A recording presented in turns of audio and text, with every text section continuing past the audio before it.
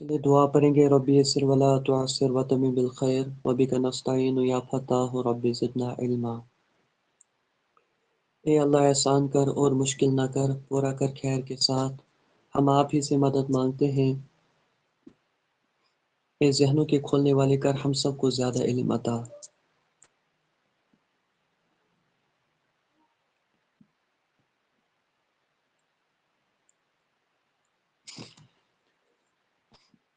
औज़ु बिल्लाहि मिनश शैतानिर रजीम, बिस्मिल्लाहिर रहमानिर रहीम।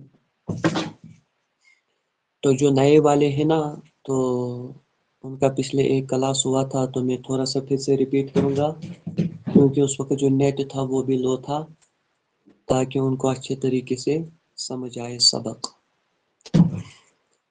तो मैंने आप लोगों को पिछले क्लास में कहा था कि अगर हमसे कोई सवाल करेगा मखारिज किसको कहते हैं, तो हम कहेंगे मखारिज कहते हैं आवाज़ निकलने की जगह को, जहाँ से हरूफ की अदायगी होती है।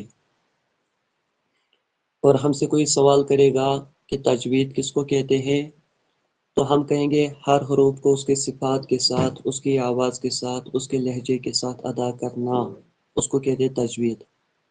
मखारिज कहते हैं आवाज़ निकलने की जगह को, और तजवीद किसको कहते हैं कि हर हरूफ को उसके सिफात के साथ, उसके लहजे के साथ और उसकी आवाज़ के साथ अदा करना।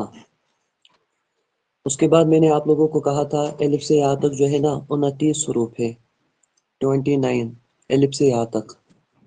इनको हरूफ तहजी कहते हैं उर्दू में, और अरबी में इनको हरूफुल हिज्जा भी कहा जाता है। तो इनको हरूफ तहजी भी कह सकते हैं और हरूफुल हिज्जा भी कह सकते हैं। तो आपसे कोई सवाल करेगा अलिफ से या तक कितने हरूफ हैं, हम कहेंगे 29। इनको हरूफ तहजी कहते हैं यानी हिज्जे के साथ। तो आधे लोग कहते हैं 28 है, आधे लोग कहते हैं 29 है। अब आधे लोग ये जो अलिफ और हमजा है, आधे लोग इसको एक ही मानते हैं दोनों को, तो आधे लोग इनको अलग अलग मानते हैं। जो इन दोनों को एक ही मानते हैं उनके सामने अलिफ से या तक 28 हरूफ आते हैं, और जो इन दो हरूफों को अलग अलग मानते हैं उनके सामने अलिफ से या तक 29 हरूफ आते हैं। तो अलिफ से या तक 29 हरूफ हैं, इनको हरूफ तहजी कहते हैं यानी हिज्जा के साथ। इन 29 हरूफ में से 7 हरूफ ऐसे हैं जहाँ पे भी ये 7 हरूफ कुरान के अंदर आए, वहाँ पे इंसान को अपने होंठों को गोल करना है। वो 7 हरूफ कौन कौन से हैं? ख्वा, स्वाद, ज़ाद, तो, ज़ा, गाइन, क़ाफ। तो ये 7 हरूफ जहाँ पे भी कुरान के अंदर आए, चाहे कुरान में आए, दुआ में आए, अहादीस में आए, अरबी ज़बान में आए, याद रखें इन 7 हरूफों को पढ़ते वक्त इंसान को अपने होंठों को गोल करना है। गोल करने से क्या मुराद है? यानी इन 7 हरूफों को हमें मोटा अदा करना है। तो अलिफ से या तक 29 हरूफ है, 29 हरूफ में 7 हरूफ ऐसे हैं जहाँ पे भी ये 7 हरूफ कुरान के अंदर आए, तो इन 7 हरूफों को पढ़ते वक्त इनको मोटा अदा करना है, यानी अपने होंठों को गोल करना है। तो इन्हें पुर हरूफ भी कहा जाता है, इन्हें हरूफ मुस्ताला भी कहा जाता है। यानी पुर हरूफ किनको कहते हैं आप? जिसको पढ़ते वक्त इंसान को अपने होंठों को गोल करना पड़े, या इनका दूसरा नाम है हरूफ मुस्ताला। अगर इन 7 हरूफों को आपस में मिलाकर पढ़ेंगे तो बनता है खुस्सा, ज़क्तिन, किज़। इन 7 हरूफों को आपस में मिलाकर पढ़ेंगे तो क्या बनता है? खुस्सा, ज़क्तिन, किज़। तो ये 7 हरूफ चाहे सूरह फातिहा के अंदर आए, सूरह नास के अंदर आए, सूरह फलक के अंदर आए, या सूरह नास से लेकर सूरह बकरा, यानी कुरान में किसी जगह भी ये 7 हरूफ आए, तो याद रखें इन 7 हरूफों को पढ़ते वक्त इंसान को अपने होंठों को गोल करना ज़रूरी है। अगर इंसान अपने होंठों को गोल नहीं करेगा तो क्या होगा? गुनाहगार होना तो दूर की बात है, इंसान का ईमान भी चला जाएगा। आप कहेंगे कैसे? मैं आपको मिसाल देके समझाता हूँ। आप इसका स्क्रीनशॉट उठाए, क्योंकि ये 7 हरूफ आपको याद रखने हैं। जहाँ पे भी ये 7 हरूफ आएंगे वहाँ पे इंसान को अपने होंठों को गोल करना है। तो इन्हें कहा जाता है पुर हरूफ, ठीक है ना। انہیں کہا جاتا ہے پر حروف. جی یہ ریکارڈنگ ہو رہی ہے. انہیں پر حروف بھی کہا جاتا ہے، حروف مصطلح بھی کہا جاتا ہے. وہ حروف جن کو پڑھتے وقت انسان کو اپنے ہونٹوں کو گول کرنا پڑے. اور جو باقی کے حروف ہیں انہیں کہا جاتا ہے باریک. باریک کس کو کہتے ہیں؟ کہ جس کو پڑھتے وقت انسان کو اپنے ہونٹوں کو گول نہ کرنا پڑے. اب میں آپ کو تھوڑی سی مثال دیتا ہوں. دیکھیں، ایک ہوتا ہے کلب، جو میں نے آپ کو پچھلی بار بھی دی مثال. اس کلب کا مطلب ہے کتا. وہ اللہ کی بندی، میں نے کہا نا ریکارڈنگ ہو رہی ہے. اب میں کتنی دفعہ کہوں؟ یہاں تو سامنے ہے نا ریکارڈنگ چل رہی ہے.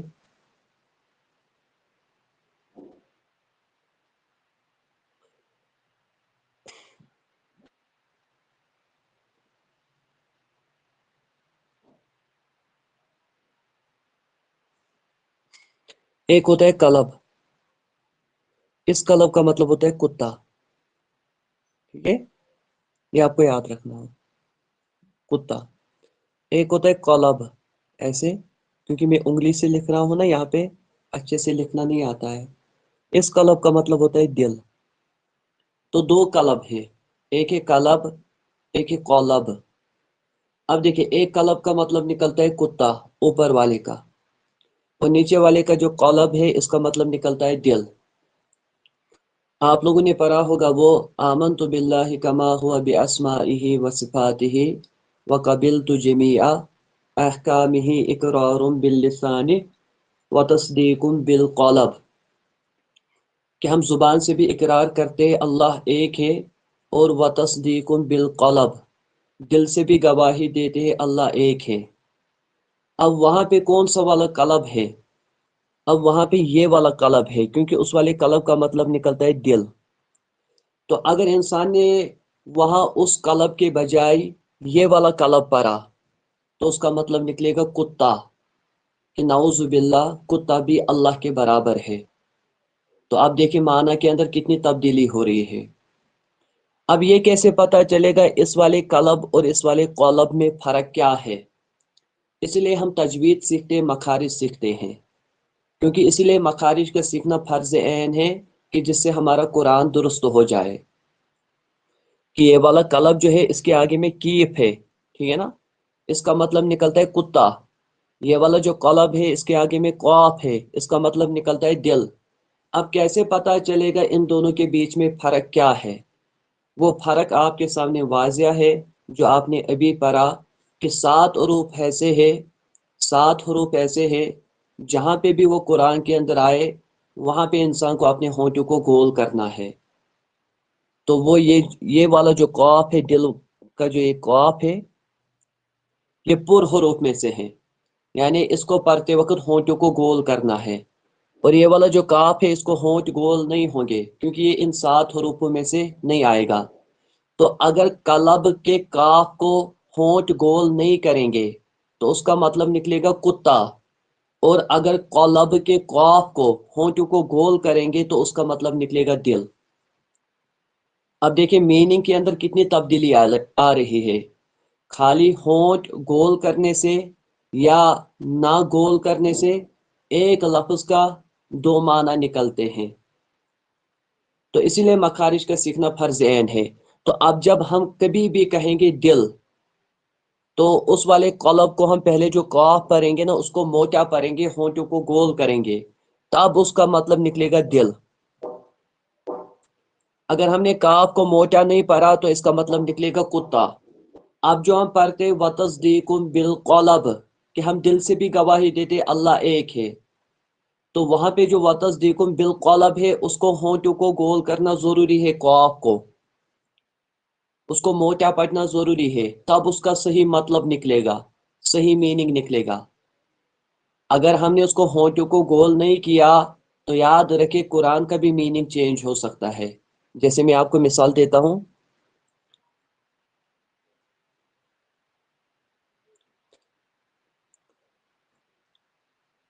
آپ نے پڑھا ہوگا سورہ اخلاص، قل هو اللہ احد. کہہ دیجئے اللہ ایک ہے. کہہ دیجئے، اس کل کا مطلب ہوتا ہے کہہ دیجئے اللہ ایک ہے۔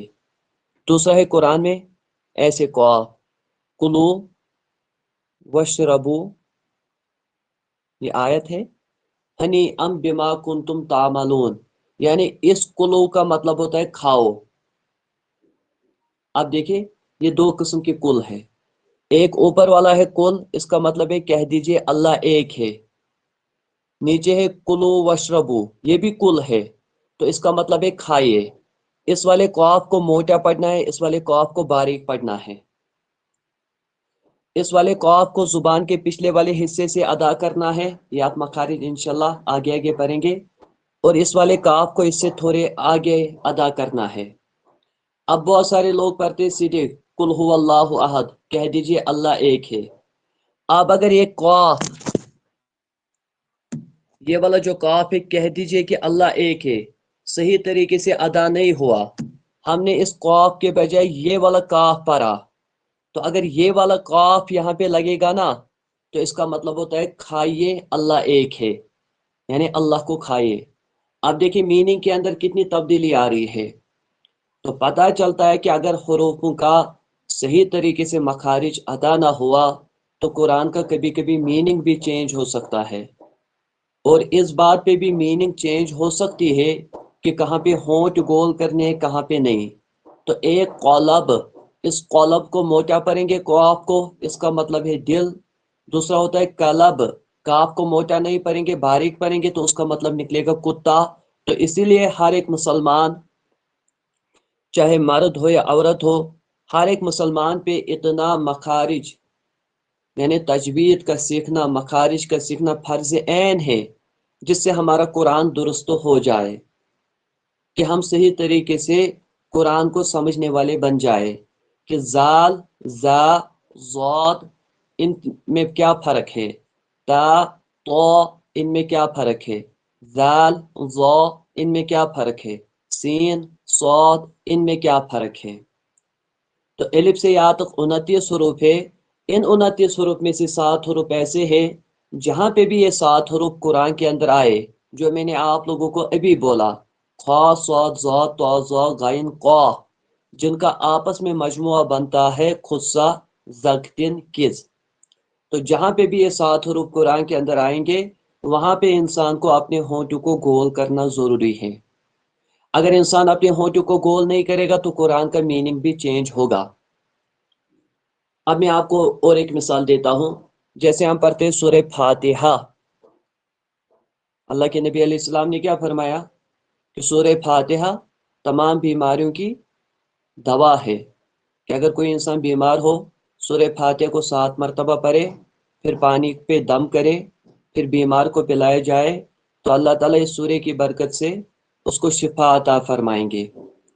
اس کے بہت سارے نام ہیں، فاتحۃ الکتاب، اس کو سورہ شفا بھی کہا گیا، اس کو سورہ رقیہ بھی کہا گیا، یعنی دم کرنے والی سورہ، اس کو سورہ صلاۃ بھی کہا گیا، یعنی نماز میں بار بار پڑھنے والی سورہ، اس کو ام القرآن بھی کہا گیا، یعنی قرآن کی جڑ سورہ فاتحہ۔ اللہ کے نبی علیہ السلام نے حضرت کعب رضی اللہ تعالیٰ عنہ سے ایک دن پوچھا، اے کعب، جب ہم مسجد سے نکلیں گے تو تم مجھے یاد دلانا، میں تمہیں ایک سورت بتاؤں گا، وہ جیسی سورت نہ توریت کے اندر ہے، نہ انجیل کے اندر ہے، نہ زبور کے اندر ہے، یہاں تک کہ قرآن کے اندر بھی اس جیسی سورت نہیں۔ تو جب وہ مسجد سے نکلے، حضرت کعب رضی اللہ تعالیٰ عنہ نے پوچھا، اے اللہ کے نبی علیہ السلام، آپ نے ایسا بتایا تھا، وہ سورہ مجھے بتائے۔ تو اللہ کے نبی علیہ السلام نے فرمایا، اے کعب، وہ سورہ جو ہے نا فاتحۃ الکتاب ہے، سورہ فاتحہ، کہ سورہ فاتحہ جیسی سورہ نہ تو توریت میں ہے، نہ انجیل میں ہے، نہ زبور میں ہے، یہاں تک کہ قرآن کے اندر ایسی سورت موجود نہیں ہے۔ تو اسی سورہ فاتحہ کے اندر آیت نمبر 4 ہم پڑھتے ایاک نعبد و ایاک نستعین، نس، یہاں پہ انگلی لکھنا پڑتا ہے نا اللہ کی بندیوں، تو یہاں پہ سمجھ ہی نہیں ہے، اب کوشش کروں گا، نستعین،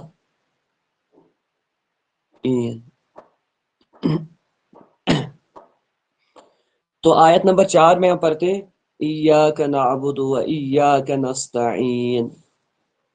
اب یہاں پہ بہت سارے لوگ کیا کرتے ہیں، اب یہ والا جو تا ہے، یہ والا تا بہت سارے لوگ پڑھتے ہیں نستو، یعنی ہونٹوں کو گول کرتے ہیں۔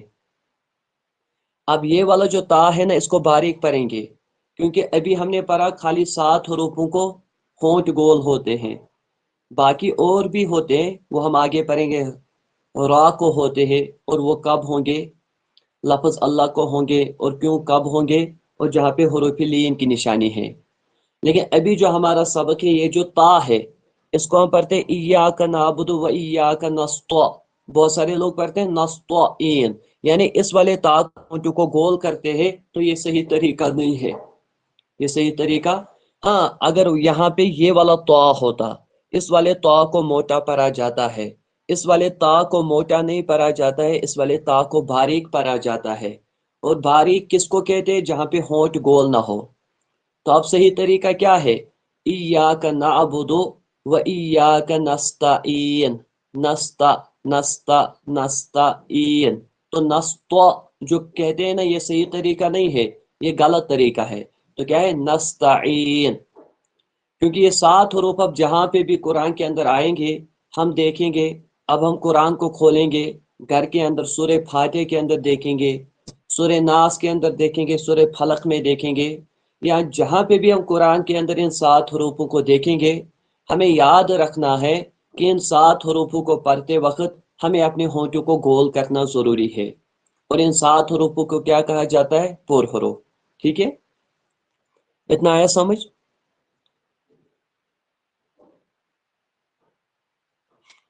اوپر کے جو اگلے والے 2 دانت ہوتے ہیں نا، اوپر کے جو اگلے والے 2 دانت ہوتے ہیں، اگلے والے اوپر کے جو 2 دانت، اور نیچے والے جو اگلے 2 دانت ہوتے ہیں، اوپر والے 2 دانت، نیچے والے 2 دانت، ان کو کہتے ہیں ثنایا، 4 دانتوں کو، سا، نون، یا، الف۔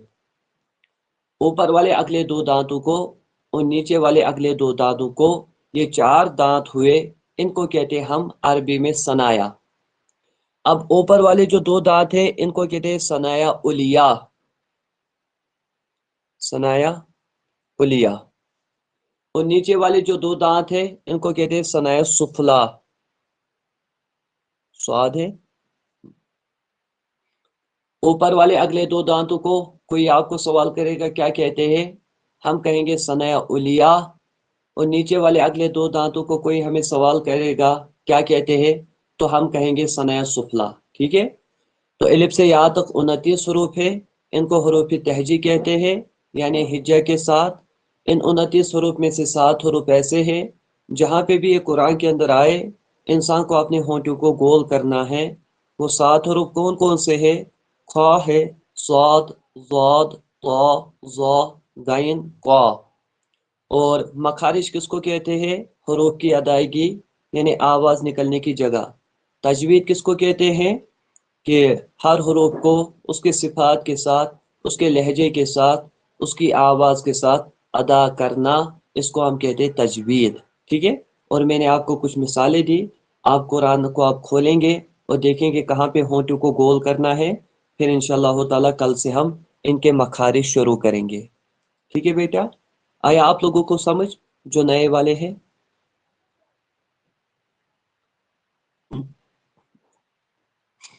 اچھا، اس کے بعد میں پہلے پڑھاؤں گا، اس کے بعد میں سب کو سناؤں گا، کیونکہ یہ ریکارڈنگ رہتی ہے نا ویسے موجود، ابھی وہاں پہ کرتے ہیں نا اپلوڈ، تو اس میں لڑکیوں کی آواز نہیں آنی چاہے، تو اس لیے میں پہلے آپ لوگوں کو پڑھاؤں گا، اس کے بعد سناؤں گا۔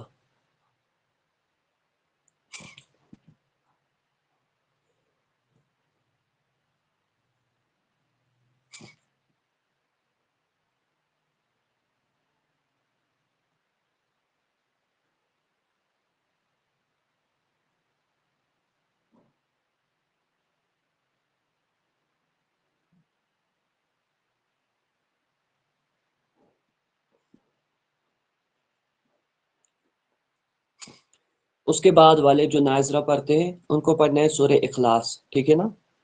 سورہ اخلاص کی فضیلت کیا ہے؟ کہ جو انسان سونے سے پہلے 3 مرتبہ سورہ اخلاص پڑھے گا اسے پورا قرآن پڑھنے کا ثواب ملتا ہے۔ تو کوشش کیا کرے کہ سونے سے پہلے ہر روز سورہ اخلاص کو 3 مرتبہ پڑھا کرے۔ اور یہ سورہ اخلاص ایسی صورت ہے نا جس کے اندر اللہ تعالیٰ نے توحید کو چھپایا ہے، پوری توحید اسی کے اندر ہے۔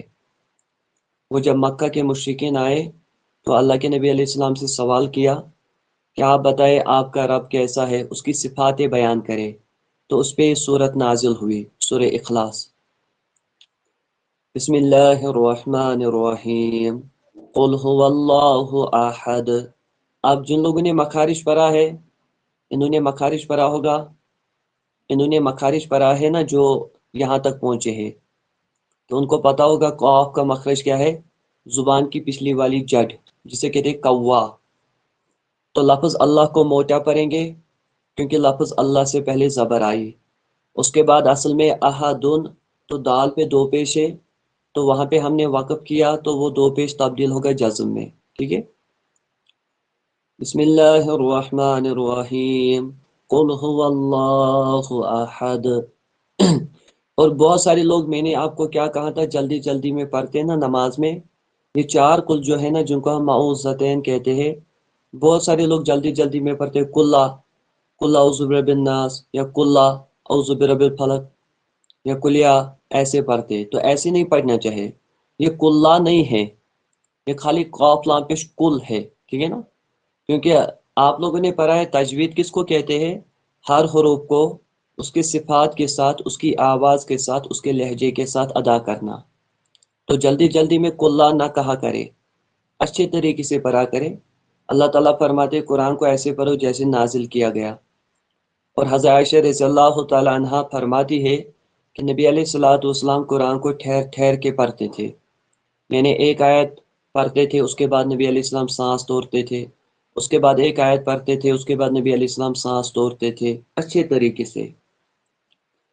بسم اللہ الرحمن الرحیم، قل هو اللہ احد اللہ الصمد۔ لفظ اللہ کو موٹا پڑھیں گے کیونکہ لفظ اللہ سے پہلے زبر آئی۔ اللہ الصمد، الصاد جو ہے یہ بھی پر حروف میں سے، اس کو بھی موٹا پڑھیں گے۔ آخر میں دال پہ پیش آیا تو وہاں پہ وقف ہوگا، وہاں پہ ہم دیں گے جزم۔ کیا پڑھیں گے، اللہ الصمد لم یلد ولم یولد۔ لم یلد، اب دال پہ جزم تو قلقلہ ہوگا، ولم یولد، آخر میں بھی دال پہ جزم تو وہاں پہ قلقلہ ہوگا۔ لم یلد ولم یولد ولم یکن لہ کفوا احد۔ جو نئے والے ہیں نا، جنہوں نے آج سے کلاس شروع کیے، ابھی ان کو یہ یاد نہیں کر کے لانا ہے، ابھی جب تک وہ قاعدہ ختم نہیں کریں گے۔ یہ جو پرانے والے ہیں یہ ان کے لیے ہیں، نئے والوں کو پہلے قاعدہ ختم کرنا ہے مخارج کے ساتھ، تجوید کے ساتھ، پھر آپ کو پتہ چلے گا کہ یہ وقف کیا ہوتا ہے، یہاں پہ لفظ اللہ موٹا کیوں ہوگا، گناہ کیا ہوتا ہے، اقفا کیا ہوتا ہے۔ وَلَمْ يَكُنْ لَهُ كُفُوًا أَحَدٌ، وَلَمْ يَكُنْ، تو کاف کو ملائیں گے لام کے ساتھ، نون کو بیچ میں چھوڑیں گے، لہو کفون، تو کاف پہ پیش ہے، کاف کی آواز الگ، پھا کی آواز الگ۔ بہت سارے لوگ کیا پڑھتے ہیں، کف کف، یعنی کاف کو ملاتے پھا کے ساتھ۔ ابھی ہم نے پڑھا تھا تجوید، ہر حروف کو اس کی آواز کے ساتھ ادا کرنا۔ تو قاف پہ پیش ہے، پھا پہ پیش ہے، تو الگ الگ آواز نکلنی چاہے۔ کفون، اس کے بعد واو پہ 2 زبر آئی، لیکن 2 زبر کے بعد حمزہ آیا تو یہاں پہ اظہار ہوگا، یعنی نون کی آواز کو ظاہر کریں گے۔ احد، اس کے بعد دال پہ آخر میں 2 پیش آیا، وہاں پہ ہم نے وقف کیا تو جزم دیں گے، اور دال پہ جزم لگی تو قلقلہ ہوگا۔ بسم اللہ الرحمن الرحیم، قل هو اللہ احد اللہ الصمد لم یلد ولم یولد ولم یکن لہ کفوا احد۔ تو اس طریقے سے۔ اس کے بعد سورہ لہب۔ سورہ لہب کب نازل ہوئی، جب ابو لہب نے نبی علیہ السلام کو بد دعا دی تو اس پہ یہ سورت نازل ہوئی، جب نبی علیہ السلام اس پہاڑی پہ چڑھے۔ بسم اللہ الرحمن الرحیم، تبت یدا ابی لہب وتب۔ اب بہت سارے لوگ اس کو غلط پڑھتے ہیں، یعنی لوگوں کی زیادہ اکثریت ان صورتوں کو غلط پڑھتے ہیں۔ آپ نے دیکھا ہوگا بہت سارے لوگ پڑھتے ہیں لہبیوں، لام کو ملاتے ہیں ہا کے ساتھ، حالانکہ آپ اگر یہاں پہ دیکھیں گے لام کو ہا کے ساتھ نہیں ملانا ہے، کیونکہ ہا پہ نہ آگے جزم ہے نہ تجدید ہے، تو لام زبر لا، ہا زبر ہا، لام کی آواز الگ نکلنی چاہے، ہا کی آواز الگ نکلنی چاہے، یہ صحیح طریقہ ہے۔ تبت یدا ابی لہب وتب، لہ لہ لہ نہیں پڑھیں گے، ٹھیک ہے، لہب وتب، تو با پہ آخر میں زبر آئی، وہاں پہ ہم نے وقف کیا تو اس کو ہم نے جزم میں تبدیل کیا، تو حروف قلقلہ میں ہے قاف تا با جیم دال، با پہ جزم آئی تو قلقلہ ہوگا۔ قلقلہ کس کو کہتے ہیں؟ ان کے مخرج آپس میں ٹک کر کھائیں گے۔ بسم اللہ الرحمن الرحیم، تبت یدا ابی لہب وتب، ما اغنى عنہ مالہ وما کسب۔ بہت سارے لوگ پڑھتے ہیں ما اگ، غین پہ بھی قلقلہ کرتے ہیں، ما اگ اگ کہتے ہیں، تو ما اگ نہیں ہے، ما اگنا ایسے، عنہ ہو، اس کے بعد نون ساکن کے بعد ہا آیا، یہاں پہ اظہار ہوگا، نون کی آواز کو ظاہر کریں گے۔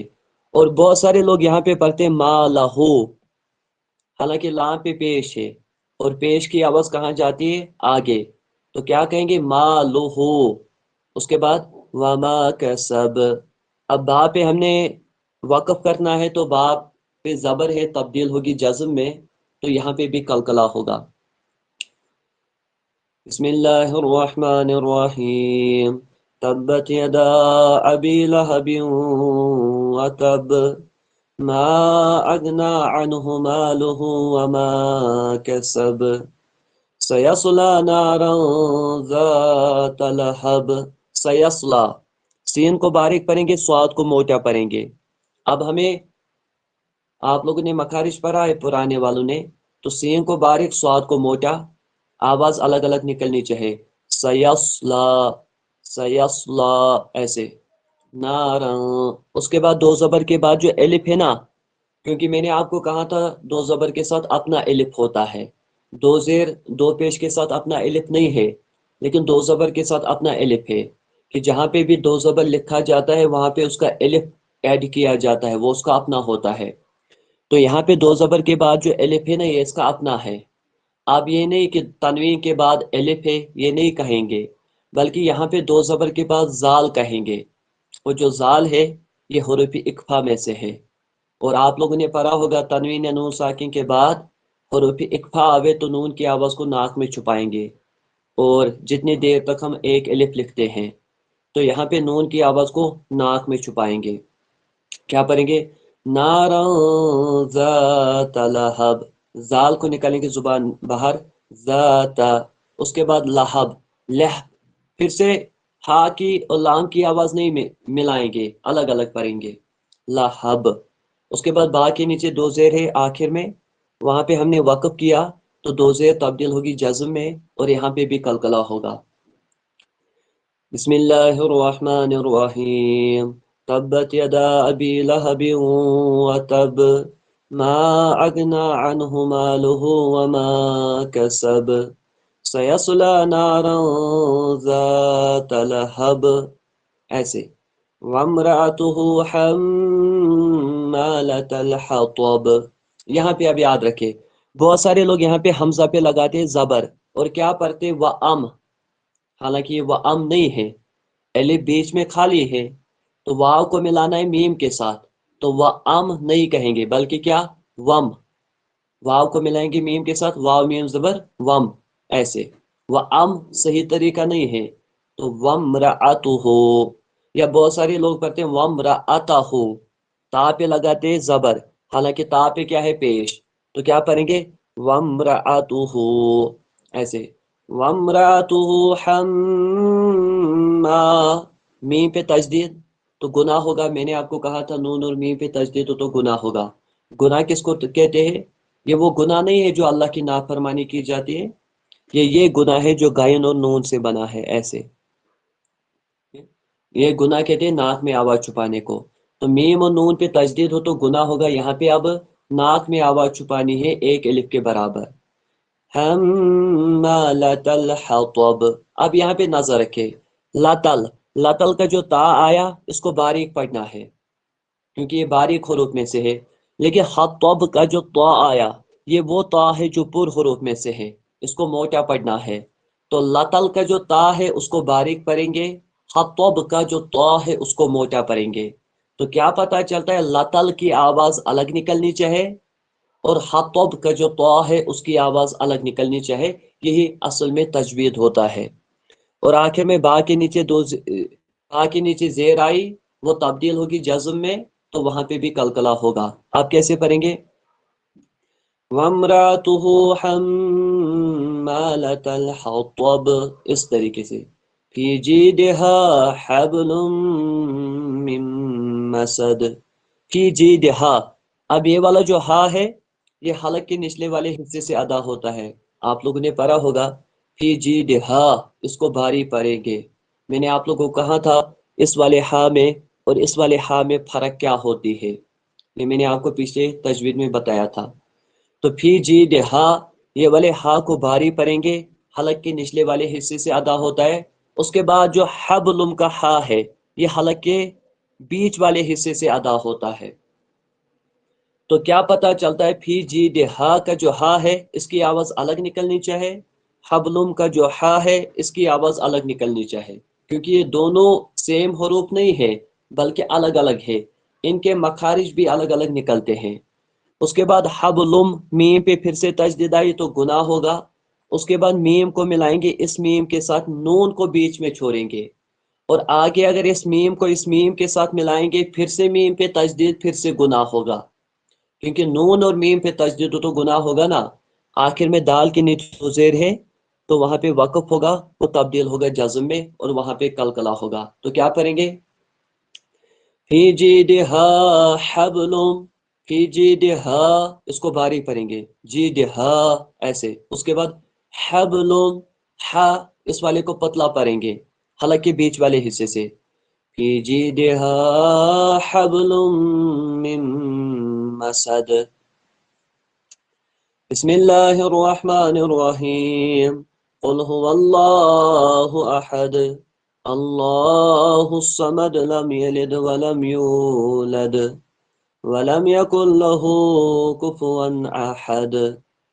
بسم اللہ الرحمن الرحیم.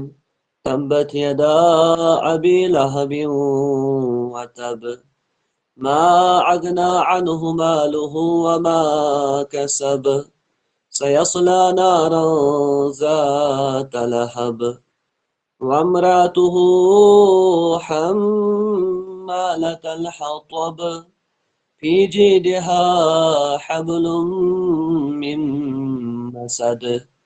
تو اس طریقے سے ہم لائیں گے کل انشاءاللہ تعالی یہ دونوں صورت یاد کر کے.